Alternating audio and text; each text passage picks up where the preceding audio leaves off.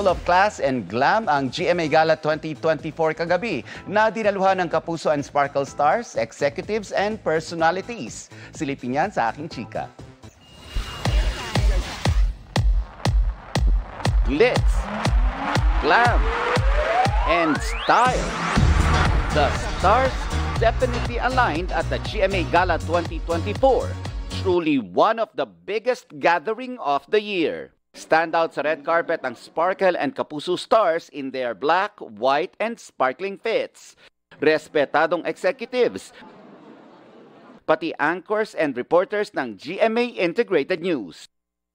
Kabilang sa mga nagbukas ng programa, si Asia's Limitless star Julian San Jose na nag-flex ng kanyang vocal prowess at powerhouse dance moves ni Raver Cruz, Miguel Tan Felix at Rochelle Pangilinan. Present sa gala ang GMA executives sa pangunguna ni GMA President and CEO Gilberto Arduavit Jr., Executive Committee Chairman Joel G. Jimenez, Chief Financial Officer Felipe S. Yalong, at GMA Network Senior Vice President Attorney Annette Gozon Valdez.